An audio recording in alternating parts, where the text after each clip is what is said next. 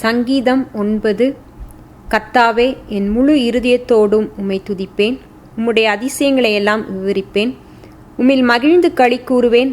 உன்னதமானவரே, உமது நாமத்தை கீர்த்தனம் பண்ணுவேன்.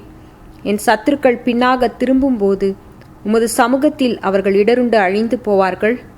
நீர் என் நியாயத்தையும் என் வழக்கையும் தீர்த்து நீதியுள்ள நியாயாதிபதியாய் சிங்காசனத்தின் மேல் வீற்றிருக்கிறீர். ஜாதிகளை கடிந்து கொண்டு துன்மார்க்கரை அழித்து அவர்கள் நாமத்தை என்றென்றைக்கும் இல்லாதபடி குலைத்து போட்டீர்.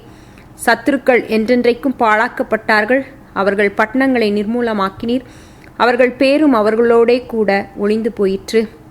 கர்த்தரோ என்றென்றைக்கும் இருப்பார். தம்முடைய சிங்காசனத்தை நியாய தீர்ப்புக்கு ஆயத்தம் பண்ணினார். அவர் பூச்சக்கரத்தை நீதியாய் நியாயம் தீர்த்து சகல ஜனங்களுக்கும் செம்மையாய் நீதி செய்வார். சிறுமைப்பட்டவனுக்கு கர்த்தர் அடைக்கலமானவர். நெருக்கப்படுகிற காலங்களில் அவரே தஞ்சமானவர். கர்த்தாவே, உம்மை தேடுகிறவர்களை நீர் கைவிடுகிறதில்லை. ஆதலால் உமது நாமத்தை அறிந்தவர்கள் உம்மை நம்பியிருப்பார்கள். சீயோனில் வாசமாயிருக்கிற கர்த்தரை கீர்த்தனம் பண்ணி அவர் செய்கைகளை ஜனங்களுக்குள்ளே அறிவியுங்கள். இரத்த பழிகளை குறித்து அவர் விசாரணை செய்யும்போது அவைகளை நினைக்கிறார். சிறுமைப்பட்டவர்களுடைய கூப்பிடுதலை மறவார்.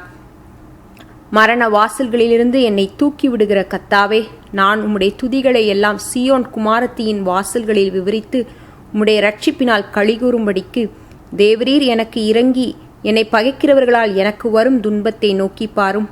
ஜாதிகள் தாங்கள் வெட்டின குழியில் தாங்களே விழுந்தார்கள். அவர்கள் மறைவாய் வைத்த வலையில் அவர்களுடைய காலே அகப்பட்டு கொண்டது. கர்த்தர் தாம் செய்த நியாயத்தினால் அறியப்படுகிறார். துன்மார்க்கன் தன் கைகளின் செய்கைகளிலே சிக்கிக் கொண்டான். துன்மார்க்கரும் தேவனை மறக்கிற எல்லா ஜாதிகளும் நரகத்திலே தள்ளப்படுவார்கள். எளியவன் என்றைக்கும் மறக்கப்படுவதில்லை. சிறுமைப்பட்டவர்களுடைய நம்பிக்கை ஒருபோதும் கெட்டுப்போவதில்லை. எழுந்தருளும் கர்த்தாவே, மனுஷன் பலன் கொள்ளாதபடி செய்யும். ஜாதிகள் உம்முடைய சமூகத்தில் நியாயம் தீர்க்கப்பட கடவர்கள்.